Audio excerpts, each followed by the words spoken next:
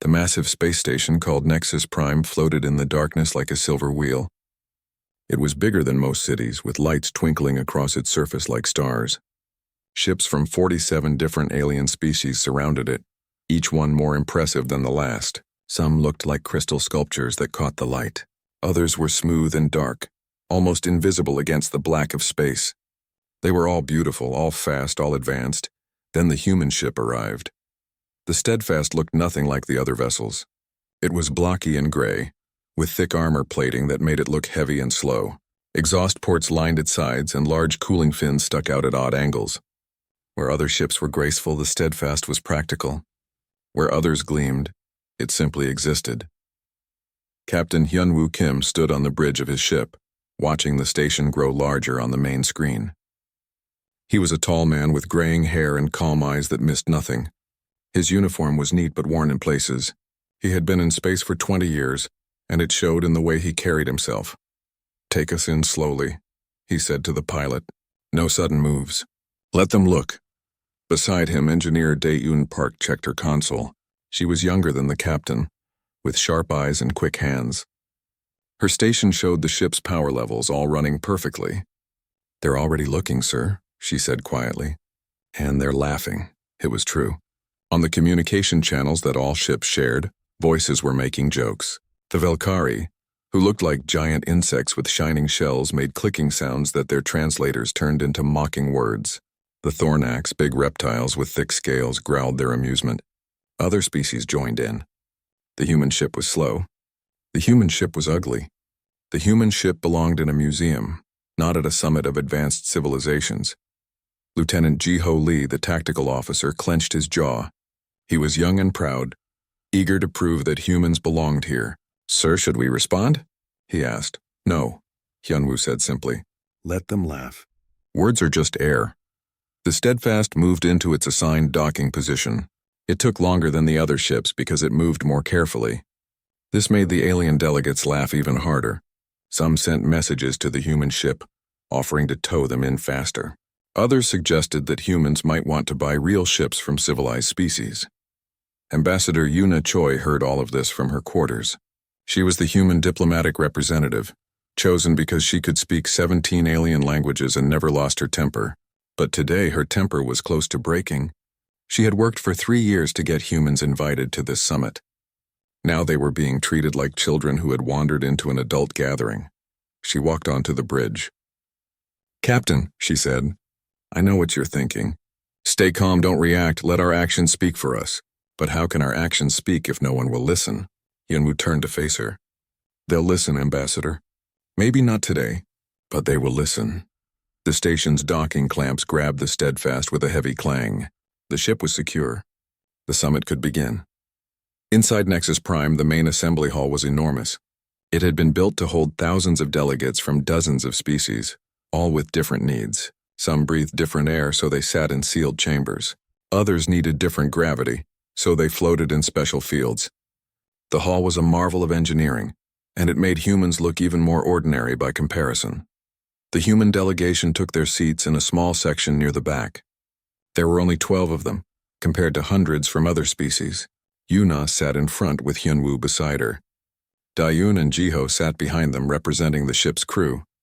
The summit leader was an Ashara, a species known for being neutral and fair. She had silver skin and 4 arms, and when she spoke, everyone listened. "Welcome, delegates of the Galactic Council," she said. Her voice was translated into every language instantly. "We gather here to discuss trade, borders, and the future of our collective civilization. Today we have a new species among us. Humans have asked to join our community."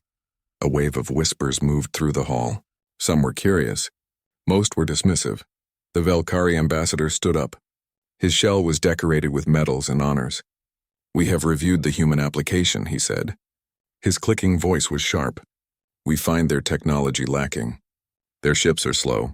Their weapons are primitive. Their worlds are few. What can they offer us? What can we learn from them?" More whispers. Many agreed. The Thornax representative stood next. He was massive, with teeth like knives. "The Thornax Empire does not see value in this partnership," he rumbled. "Perhaps in 1,000 years, when humans have learned more, they can apply again."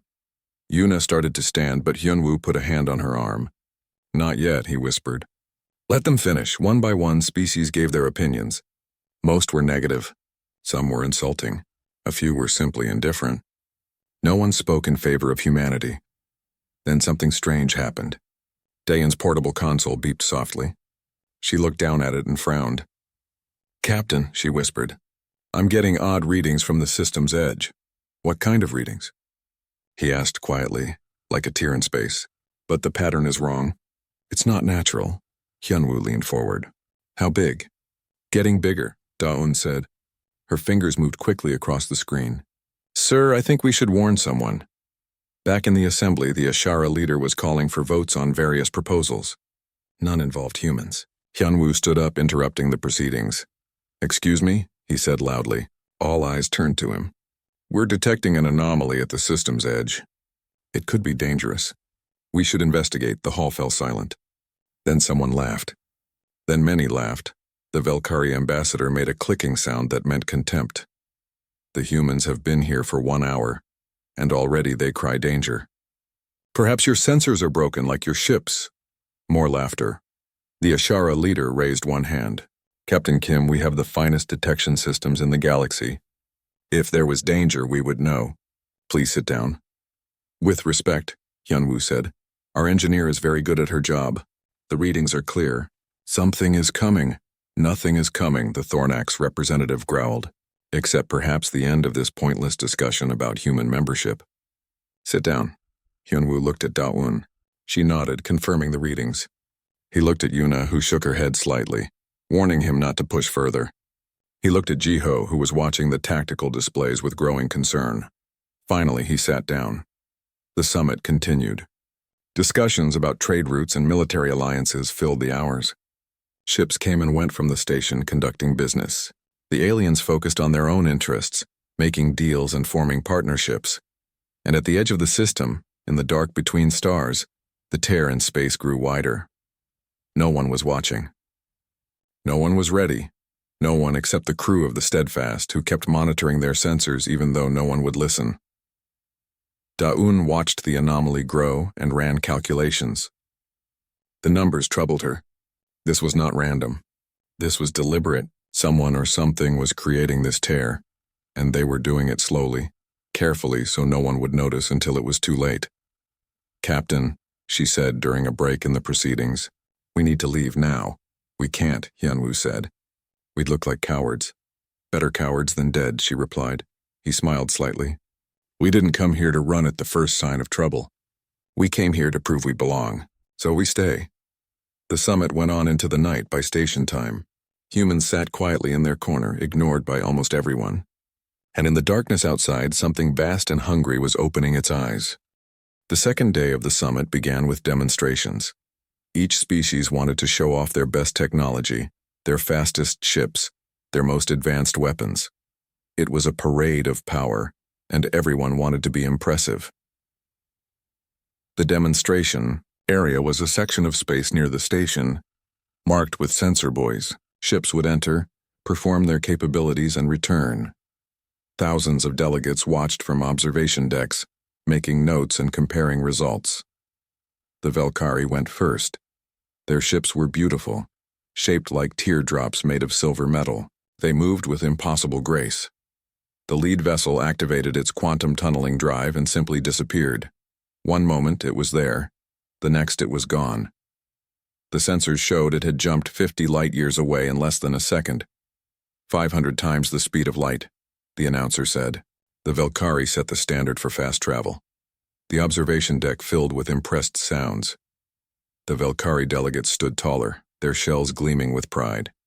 Next came the Thornax war cruisers. They were massive ships, covered in weapons and heavy armor. They looked like they were built to destroy planets. When they activated their graviton compression engines, space itself seemed to fold around them. They jumped 40 light-years in 2 seconds. 400 times light speed, the announcer said. And these vessels carry enough firepower to level a moon. The Thornax representatives roared their approval. Other species nodded respectfully. This was real power. Several more species demonstrated. Each had their own method of traveling faster than light. Some used wormholes, others bent space. A few used quantum shortcuts, but all of them were fast, moving hundreds of times faster than light itself. Then it was humanity's turn. The Steadfast moved into the demonstration area slowly, steadily.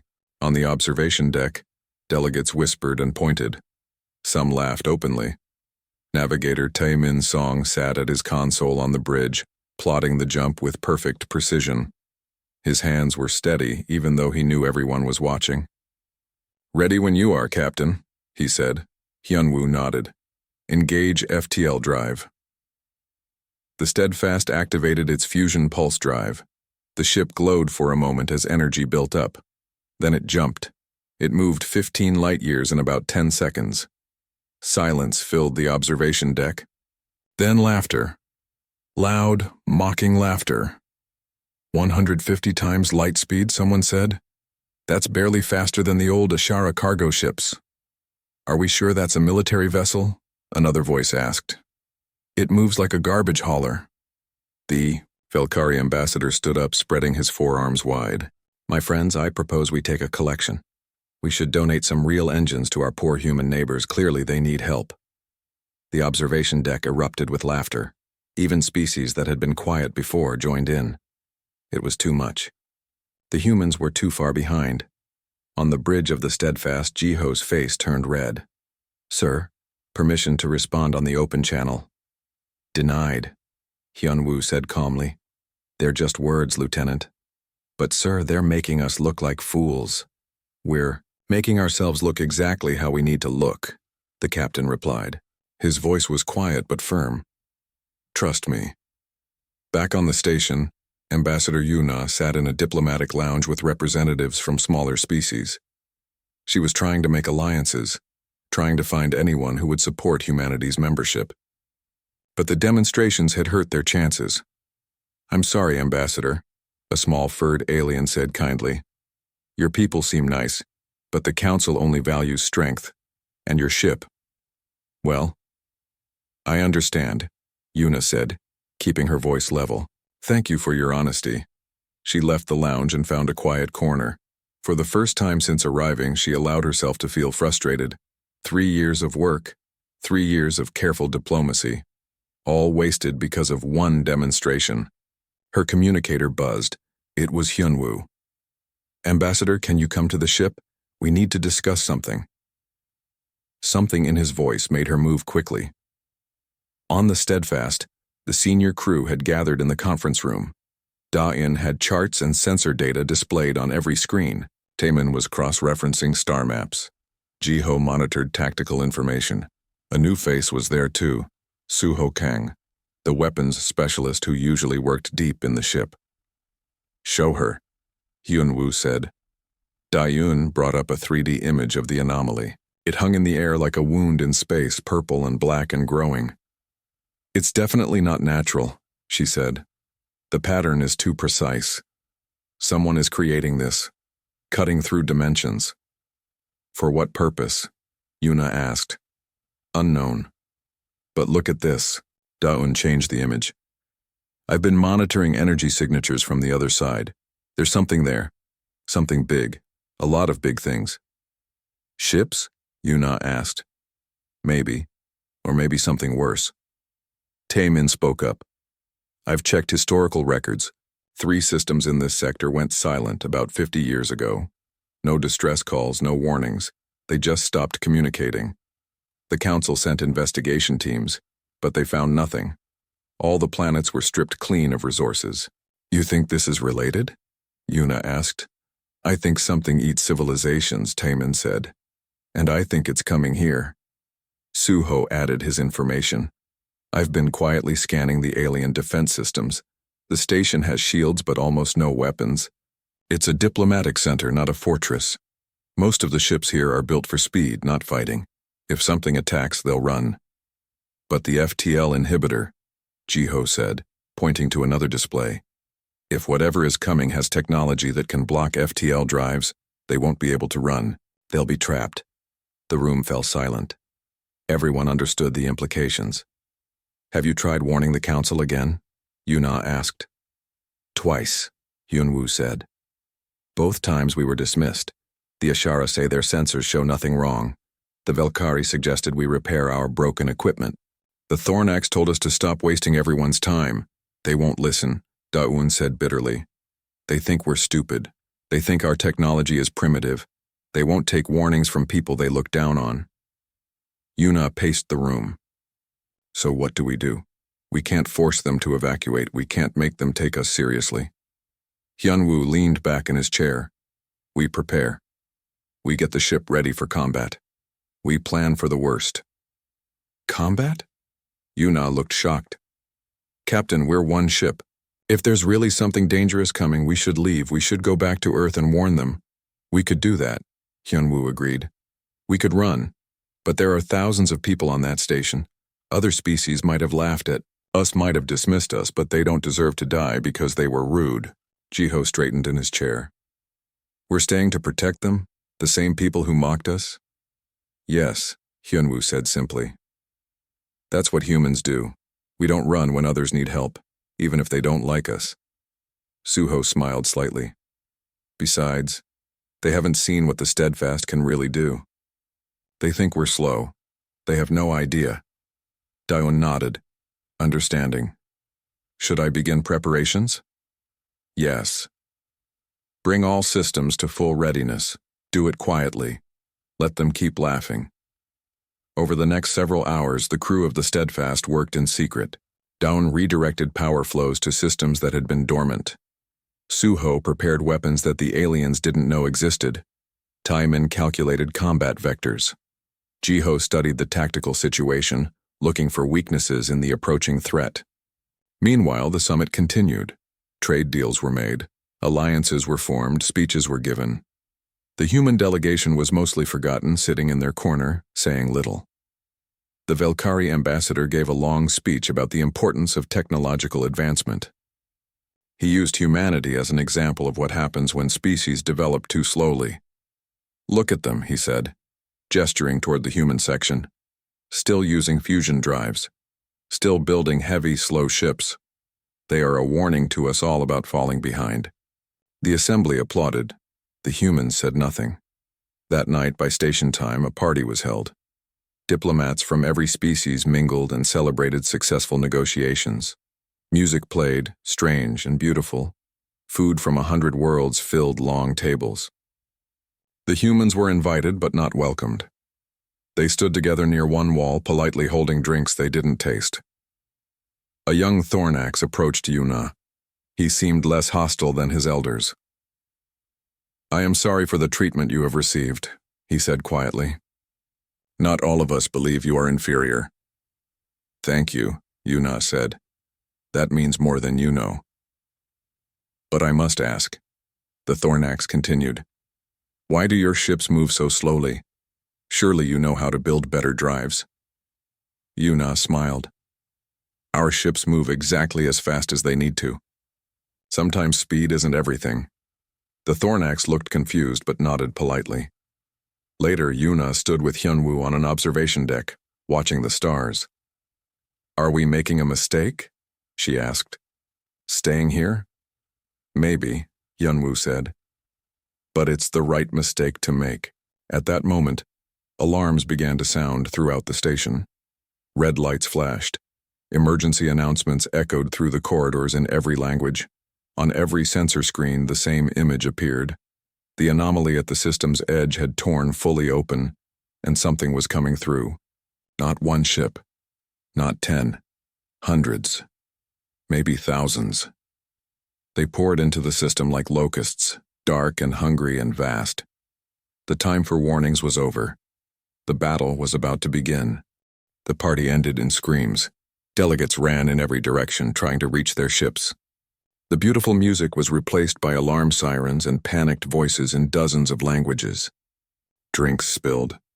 Tables were knocked over. In seconds, the celebration turned into chaos. Hyunwoo grabbed Yuna's arm. Get to the Steadfast, now! They ran through corridors packed with frightened aliens. Some were trying to call their ships. Others were crying. A few just stood frozen, staring at the screens that showed the approaching horror. The Devourers were like nothing anyone had seen before. Their ships were organic, covered in what looked like dark armor and sharp edges. They moved in swarms, thousands of them, all identical. They seemed to flow through space like a liquid, forming patterns and breaking apart and reforming. On the bridge of the Steadfast, Jiho was already at his station. "Captain on deck," he called as Hyunwoo entered. "Status," Hyunwoo ordered, sliding into his command chair. "Hostile fleet emerging from the tear. Current count is over 2,000 vessels. Still coming. Station shields are up. Alien ships are scrambling to launch." Dayun looked up from her engineering console. "Captain, I'm reading a massive energy buildup in the center of the enemy formation. It's different from their propulsion systems." "What kind of energy?" "I think it's a subspace inhibitor. If they activate it, no one will be able to use FTL drives." Hyunwoo's jaw tightened. "Time until activation?" "Unknown. Could be minutes. Could be seconds." On the main screen they watched as the Valkyrie fleet engaged first. Their beautiful silver ships moved with incredible speed, darting between the Devourer vessels. Their weapons fired bright blue beams that cut through space. For a moment it looked like they might win. Their speed was amazing. Their weapons were powerful. They destroyed dozens of enemy ships in the first minute. Then the Devourers adapted. The organic ships began moving in new patterns, predicting where the Valkyrie would go. When a silver ship appeared, 3 Devourers were already there, weapons ready. The blue beams that had worked so well began hitting shields that absorbed the energy. One by one, the Valkyrie ships were surrounded. Their speed didn't matter anymore. They were being hunted. "Sir, the Valkyrie are taking heavy casualties," Jiho reported. His voice was tight. The Thornax war cruisers joined the fight next. They weren't as fast as the Valkyrie, but they were powerful. Their weapons could crack planets. Their armor was thick. They charged into the swarm with roars that could be heard over the communication channels. It wasn't enough. The Devourers surrounded them like insects swarming over larger prey. Hundreds of small ships attacked each Thornax cruiser from every angle. The heavy armor held for a while, absorbing incredible punishment. But the Devourers just kept coming, kept firing, kept tearing away pieces. A Thornax cruiser exploded, then another. The survivors tried to retreat, but there were too many enemies. "The Devourers are using numbers," Suho observed. He had come to the bridge ready for battle. "They don't care about losses. For every one we destroy, 10 more take its place."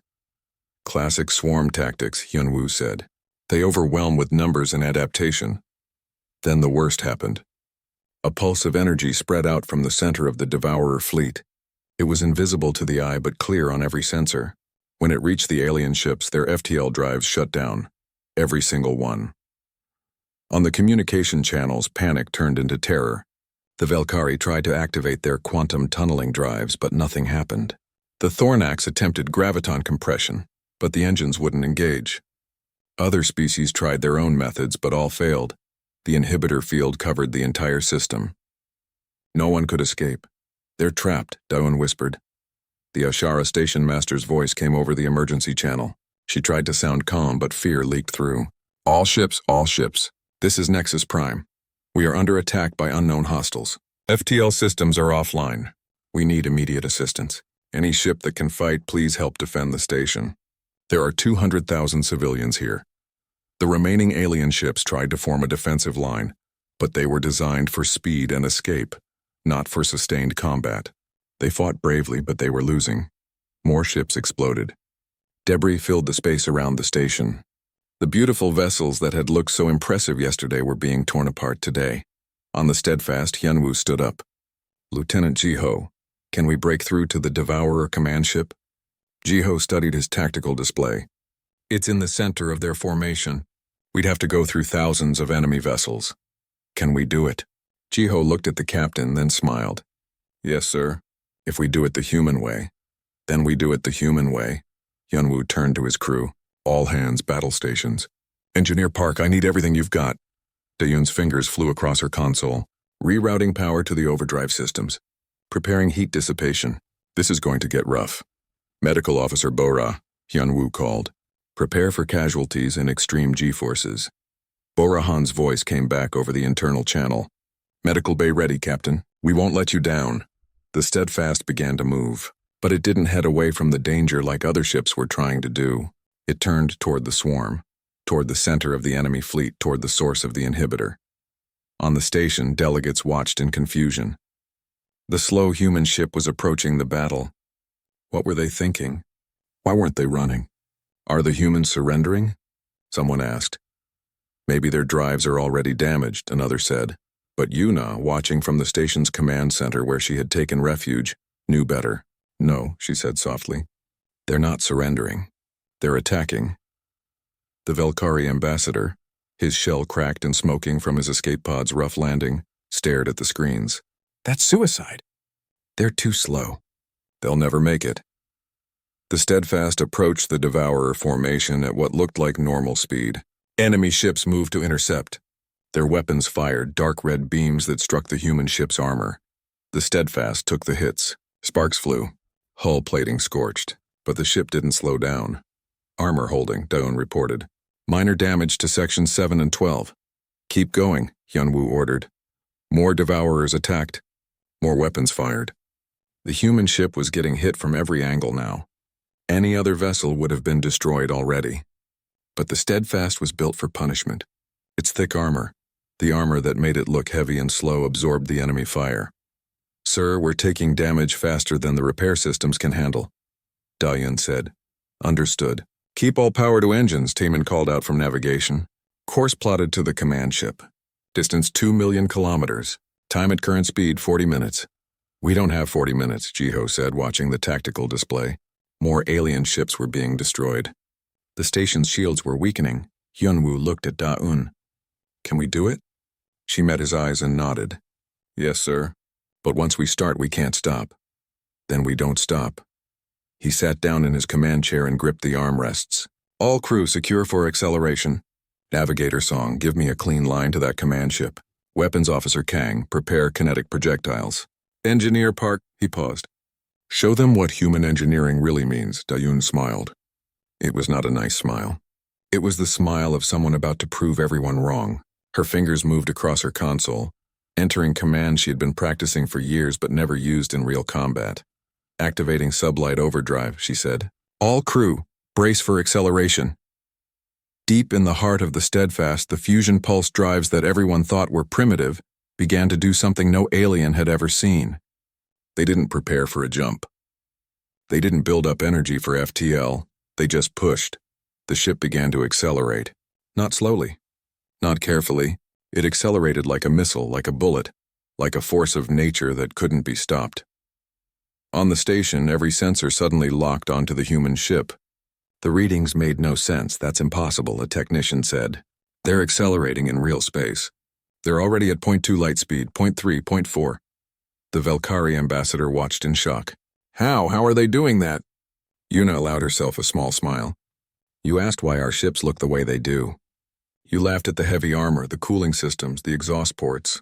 Now you know. They're not built for fast jumps. They're built for this. The Steadfast continued to accelerate. 0.5 light speed. 0.6.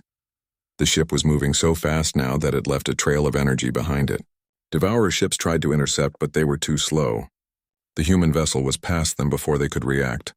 0.7 light speed. At these speeds, physics became a weapon. The ship's mass increased with its velocity. It became heavier, denser, more dangerous with every passing second. Suho activated the weapon systems. Kinetic projectiles ready, firing. Simple tungsten rods shot out from the Steadfast. They were nothing special by themselves, just metal cylinders. But when launched at 70% the speed of light, they became weapons of destruction. Each rod hit with the force of a nuclear bomb. Devourer ships exploded. Not one or two, dozens. The human ship was tearing through the swarm like a blazing sword through darkness. 0.8 light speed. Hull temperature critical, Da-Yun reported. Sweat ran down her face from the heat. But the cooling systems are holding. The command ship of the Devourers filled the entire view screen. It was massive, 10 times bigger than any other vessel in the swarm. Dark organic armor covered its surface and it pulsed with the energy of the inhibitor field. This single ship was keeping hundreds of vessels trapped helpless, waiting to die. 10 seconds to impact, Taemin announced. His voice was steady despite the intense vibration shaking the entire ship. On the station, everyone watched in horror and fascination. The human ship was moving so fast it was hard to track. It left a trail of destroyed Devourer vessels behind it, a path of debris and explosions, but it was heading straight for the biggest enemy ship in a collision course that would destroy them both. "They're going to ram it," the Velkari ambassador said. "They're sacrificing themselves." Yuna pressed her hands against the observation window. She didn't know if she should be proud or heartbroken. The humans were about to die, saving everyone who had mocked them. On the Steadfast, alarms screamed from every console. The ship was never meant to go this fast for this long. Metal groaned under stress. The heat was so intense that some sections glowed red even through the cooling systems. "Hull integrity at 60%, Daoin shouted over the noise. 50%. "Captain, we're coming apart." "Hold it together," Yunwu ordered. Just a few more seconds. In the medical bay, Bora held onto her station as the ship shook violently. She had already treated 3 crew members for injuries from the acceleration. The G-forces were crushing despite the internal dampeners running at maximum, but she stayed at her post ready to help whoever needed it. 5 seconds, Taemin called out.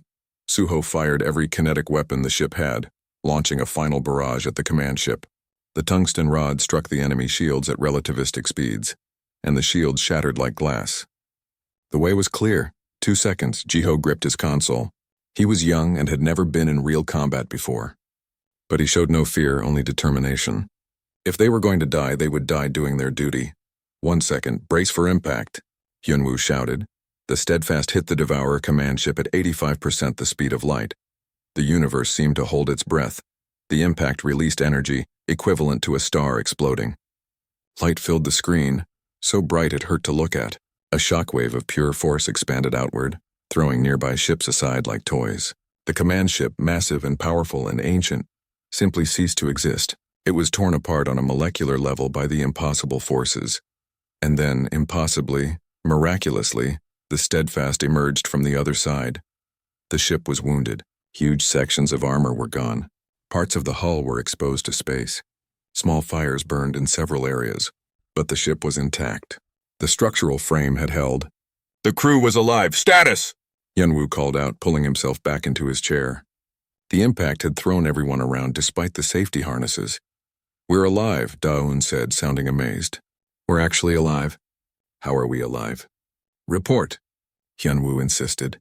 Daoun checked her systems through blurry vision. Hull integrity at 20%. Main engines offline. Weapons systems destroyed. Life support functioning. "We're drifting, but we're alive." "The inhibitor field?" Jiho asked. Taemin checked his sensors. "Gone. The field collapsed when we destroyed the command ship. FTL drives are coming back online across the system. On every ship on the station, on escape pods floating in space, the same realization hit everyone at once. They could escape now. They could run. The alien ships that could still fly activated their FTL drives and jumped away. The Velkari disappeared in flashes of quantum tunneling. The Thornax vanished through graviton compression. One by one, species that had come to show off their speed used that speed to flee. But the Devourers weren't done. They had lost their command ship and their inhibitor, but there were still hundreds of them. They turned their attention to the crippled human vessel floating helplessly in the debris field. "Sir, multiple enemy ships approaching," Jiho said. "We have no weapons. No engines. We can't fight. We can't run." Hyunwoo looked at his crew. They were exhausted, injured, scared, but they had done the impossible. They had saved everyone. "It was an honor serving with you all," he said quietly. Then something unexpected happened. On the long-range sensors, new contacts appeared. Dozens of them. They were jumping in from FTL, arriving from the direction of Earth. "Sir," Taemin called out. "Human fleet incoming." "It's Admiral Bayek." The human ships arrived in formation, and they were nothing like the Steadfast. These were pure warships built for one purpose, combat. They were bigger, heavier, covered in weapons, and they moved with the same impossible acceleration the Steadfast had shown. Admiral Hana Bayek's voice came over the emergency channel.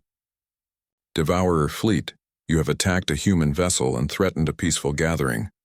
This is your only warning. Leave now or be destroyed. The Devourers, operating on hive instinct, attacked. It was a mistake." The human fleet showed the galaxy what happened when humans built ships specifically for war. They accelerated to relativistic speeds in seconds. their overdrive systems pushing them to velocities that made alien ships look frozen in comparison. They fired kinetic weapons that hit like orbital bombardments. They maneuvered in ways that should have been impossible at those speeds. The Devourers had never faced an enemy like this. An enemy that didn't run. An enemy that got stronger the longer the fight went on. An enemy that turned physics itself into a weapon. The battle was brutal and short. Within 20 minutes, the remaining Devourer ships were destroyed, or fleeing back through the tear in space. Admiral Hana ordered pursuit, and her fleet followed them through, determined to make sure they never threatened anyone again. Only one ship stayed behind, a medical frigate that approached the Steadfast carefully. Captain Kim, Admiral Hana said over a private channel. That was either the bravest or stupidest thing I've ever seen. Had to be done, Admiral, Hyunwoo replied. He was leaning back in his chair, exhausted. You saved a lot of lives today. Alien lives. Lives of people who laughed at you. They're still lives, ma'am. Hana was quiet for a moment. The repair ship will take care of your vessel. Get your crew medical attention. You've earned a rest. She paused. You've also earned humanity a seat at the big table. The galaxy is going to want to talk to us now. With respect, Admiral, that wasn't why we stayed. I know. That's what makes it matter. Hana out. The medical frigate docked with the Steadfast and crews rushed in to help. Bora directed them to the injured, working alongside alien medics who had volunteered to help. It was strange seeing Velkari and Thornax and others working together with humans, but the battle had changed something. On Nexus Prime, the survivors gathered in the damaged assembly hall. The summit was officially over, but no one wanted to leave. They needed to understand what had happened. Yuna stood at the human delegation section, which was no longer in the back. It had been moved to the center, to a place of honor. The Ashara station master spoke first. Her silver skin was dulled by exhaustion, but her voice was strong. We owe humanity a debt we can never repay. They had no reason to stay. No reason to fight for us, but they did. The Velkari ambassador approached the human section. His shell was cracked, his pride was broken, but his eyes were clear. I mocked your ships, he said. I called you primitive. I was wrong. I was blind. Your technology is not inferior. It is different. It is better for what you needed it to do. We all were wrong. The Thornax representative rumbled. He was wounded, his scales burned, but he stood tall. We focused on running away quickly. You focused on standing your ground. In a universe where everyone can flee, you are the only ones who can truly fight. One by one, species stood and apologized. They offered trade agreements, technology exchanges, military alliances. They offered respect. 3 days later, an emergency session of the Galactic Council was held. The Steadfast had been repaired enough to dock at the station, and Captain Hyunwoo was invited to speak. He walked into the assembly hall in his uniform, still showing scorch marks from the battle. His crew walked with him, Dayun, Jiho, Taimin, Suho, Bora. They had all earned the right to be there. The Ashara leader gestured to the center podium. Captain Kim, humanity has been formally nominated for full council membership by unanimous vote. We ask that you accept on behalf of your people. Hyunwoo stepped up to the podium. He looked out at the assembled delegates, species from across the galaxy, all watching him. We accept, he said simply, but I want to be clear about something. We didn't stay and fight because we wanted your approval. We stayed because it was right. Because people needed help. That's what humans do. We stand when others need us, whether they like us or not. He paused, looking at the faces watching him. You have faster ships, better weapons, more advanced technology in many ways. But you forgot something important. You forgot that sometimes you can't run. Sometimes you have to fight. And when that time comes, you need ships that can take a hit, keep moving, and hit back harder. Our ships aren't slow, he continued. They're deliberate. They're designed for a purpose. Speed means nothing if you can't stop when you need to. If you can't stand your ground when it matters. The hall was silent. Every delegate was listening. 6 weeks after the battle, Nexus Prime looked almost normal again. The station's damaged sections had been repaired. New ships arrived daily, bringing delegates who wanted to meet the humans. But the debris field around the station remained, a reminder of what had happened, a memorial to the 15,000 who had died before the Steadfast stopped the slaughter. Captain Hyunwoo stood in the memorial garden that had been built inside the station. Holographic displays showed the names of every person who died in the battle. Velkari, Thornax, Ashara, dozens of other species. He read each name slowly, honoring their sacrifice. "You come here every day," a voice said behind him. He turned to see Ambassador Yuna approaching. She looked different now, more confident. The galaxy treated her with respect instead of dismissal. "They died because no one listened to our warnings," Yunwu said quietly. "If the council had believed us, maybe some of them would still be alive." "You can't blame yourself for their prejudice," Yuna said gently. "I don't. But I remember them anyway." They stood together in silence for a while. Then Yuna spoke again. "The council wants to offer you a position. Head of Galactic Defense. They want you to train their fleets, teach them how to fight like humans." Hyunwoo shook his head. "I'm a ship captain, not a teacher. You're whatever the galaxy needs you to be now. Whether you like it or not, you're a symbol, the human who stood when everyone else ran." Daeyun stood. Jiho stood. Every member of my crew stood. They deserve credit too. They're getting it. Engineer Park has 50 species asking her to help redesign their ships. Lieutenant Lee is being offered tactical positions in half a dozen fleets. Your entire crew has become famous. Hyunwoo smiled slightly. How are they handling it? Da-un loves it. She's been giving lectures on human engineering principles. Jiho is overwhelmed but managing. Taemin is actually enjoying teaching navigation to aliens who thought they knew everything. Suho has defense contractors begging him to share weapons technology. And Bora has started a cross-species medical exchange program. Good, they earned it. He paused. What about you, Ambassador? You worked for 3 years to get us invited to that summit. Now we're not just invited, we're essential. How does that feel? Yuna thought about it. Bittersweet. I wanted humanity to be accepted, but not because of war. I wanted us to earn respect through diplomacy. We did earn it through diplomacy, Hyunwoo said. We just had to explain our position very directly. She laughed. It was the first time he had heard her truly laugh since the battle. In the council chambers, a special session was being held. This time, humans were not sitting in the back. They had a full delegation at the main table, equal to any other species. Admiral Hana Bayek sat at the human seat, her uniform crisp and decorated with medals.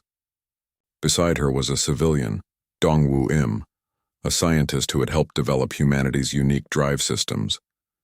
The council had requested his presence to understand human technology better. The Ashara leader called the session to order. We gather today to discuss the integration of human defensive technology into our united fleets. Dr. M, please explain the principles behind your ship's capabilities. Dongwoo stood. He was a quiet man who preferred laboratories to speeches, but he spoke clearly. Our technology is not mysterious. It is simply focused differently than yours. While your species perfected faster-than-light travel, humanity perfected sublight acceleration and sustained high-velocity operation. He activated a holographic display showing the steadfast. This ship looks heavy because it is heavy. The armor is thick to withstand impacts at relativistic speeds. The cooling systems are massive because friction at near light speed generates incredible heat. The structural frame is reinforced because the forces involved would tear apart lighter vessels. A Velkari engineer raised a hand. But why?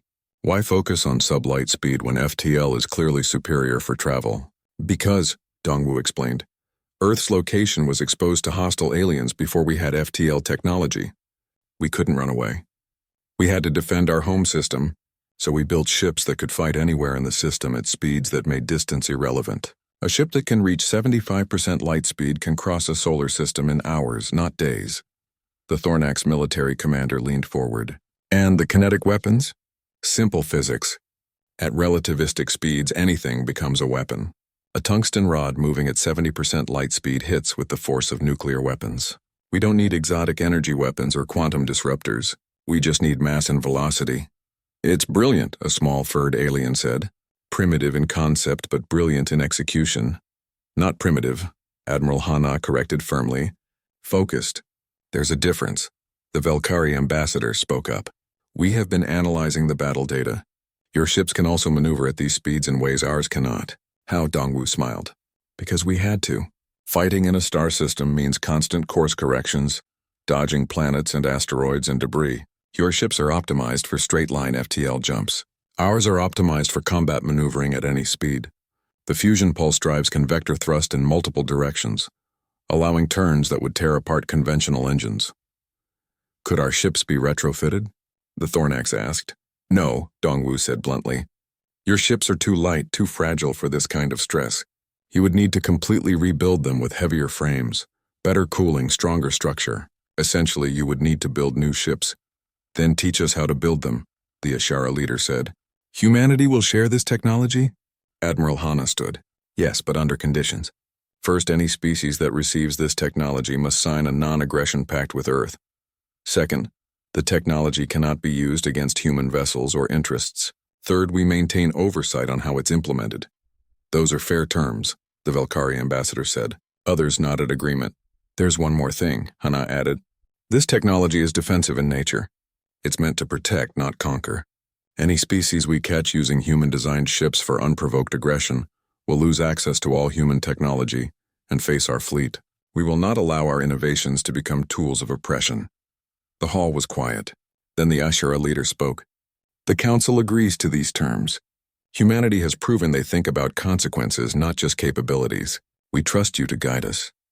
Over the following weeks, human engineers spread across the galaxy. They worked with alien shipyards, teaching new construction methods. They explained material science and stress calculations. They shared decades of research that humanity had developed in isolation. Dayun found herself in a Velkari shipyard, watching them struggle to reinforce a vessel frame. No, she said, showing them on a holographic display. The load-bearing struts need to connect here and here. If you put them there, the ship will break apart at 0.6 light speed. The Velkari engineers, who had mocked human technology weeks ago, now listened carefully to every word she said. Why did you share this knowledge? One of them asked. You could have kept it secret, maintained your advantage. Doan looked surprised. Why would we do that? If we're going to be part of a galactic community, we need that community to be strong. The Devourers prove that. They're still out there somewhere. We defeated one fleet, but there might be more. The galaxy needs to be ready. You think like a collective, not like competitors. We think like survivors, Daun corrected. Humanity learned a long time ago that we're stronger together. On the Steadfast, which had been fully repaired and upgraded, Jiho trained a group of young officers from various species. They stood on the bridge watching simulations of the battle. Notice the approach vector, Jiho said, pointing at the hologram. Captain Kim didn't charge straight at the command ship. He came in at an angle, using the enemy formation's momentum against them. This forced the Devourers to turn, which slowed their response time. But you were outnumbered thousands to one, a young Thornax officer said. How did you maintain discipline? How did you not panic? Jiho thought about it. Because we trusted each other. Every person on this ship knew their job and did it. Captain Kim trusted Engineer Park to keep the engines running. She trusted Navigator Song to plot the course. He trusted Weapons Officer Kang to fire at the right moment.